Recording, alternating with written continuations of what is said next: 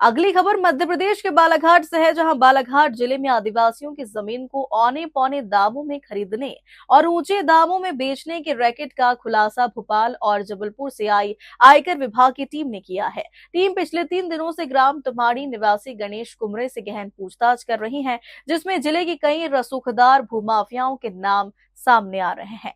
इस मामले को लेकर बेहर से कांग्रेस विधायक संजय उइके ने आदिवासियों की जमीन खरीद फरोख्त के मामले में जिले के भूमाफियाओं के अलावा जिला प्रशासन की भूमिका पर भी सवाल खड़े किए हैं। उन्होंने चर्चा में बताया कि बालाघाट अधिसूचित क्षेत्र घोषित होने के कारण आदिवासियों की जमीन कोई गैर आदिवासी नहीं खरीद सकता है। ऐसे में जिला प्रशासन और पंचायत विभाग की भूमिका संदिग्ध हो जाती है, जिसकी जाँच होनी चाहिए।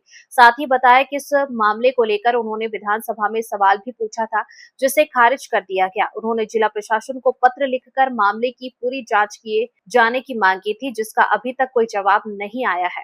सर, आपने एसआईटी की जांच की मांग की थी, क्या है था पूरा मामला?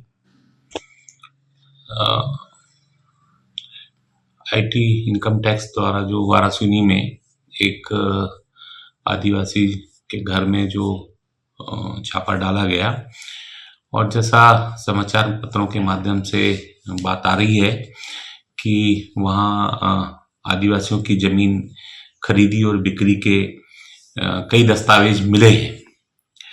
उस विषय में मेरा कहना ये है कि आदिवासियों के पास इतना पैसा होता नहीं कि वो ये व्यापार कर सकें।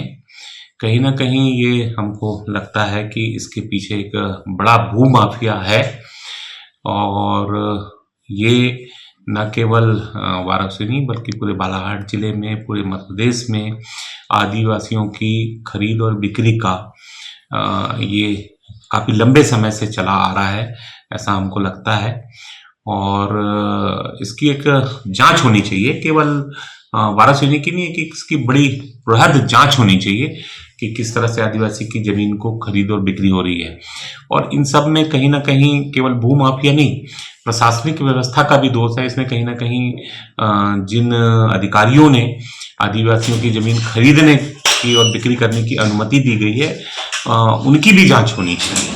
तो मैं ऐसा मानता हूं कि न केवल भूमाफिया की जांच होनी चाहिए, बल्कि प्रशासनिक अमला इसमें कितना इन्वॉल्व है उसकी भी जांच होनी चाहिए। सर, ऐसा लगता नहीं कि कहीं ना कहीं आदिवासियों को टारगेट बना करके उनकी जमीन को खरीदा जा रहा है? देखिए, आदिवासी बेचारे भोले भाले होते हैं, उनकी ज़रूरतें कम होती हैं, तो लालच देके कई बार बहुत मजबूरी में आदिवासी अपनी ज़मीन बेचता है। कई ऐसी परिस्थिति आती हैं, शादी है, ब्याह है, बीमारी की इलाज है, ऐसी परिस्थिति में जो थोड़ी बहुत ज़मीन उसके पास बची रहती है उसको औने पौने दाव में बेच देता है, मजबूरी का।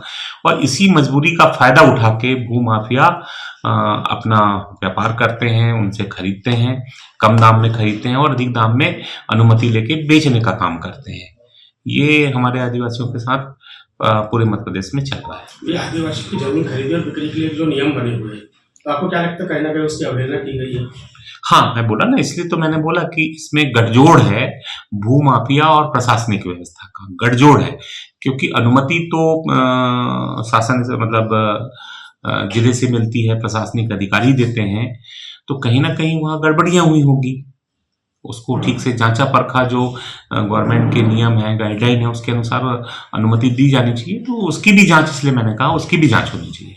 ये जो आपने एसआईटी की मांग मीडिया के माध्यम से की है, तो क्या इसकी कोई पत्र व्यवहार भी किया है सरकार के साथ? हाँ, मैंने खुद भी मध्य प्रदेश विधानसभा में 2025 में विधानसभा के माध्यम से जानकारी मांगना चाहा, तो मेरे जो विधानसभा प्रश्न है वो अस्वीकृत हो गया। उसके बाद अस्वीकृत होने के बाद मैंने पत्र के माध्यम से वही जानकारी मांगने के लिए मैंने जिला प्रशासन पे पत्र भी लगाया हूँ, तो उसकी भी जानकारी अभी तक मेरे को अप्राप्त है। आने वाले समय में मैं उसका विधानसभा प्रश्न फिर से बनाऊंगा।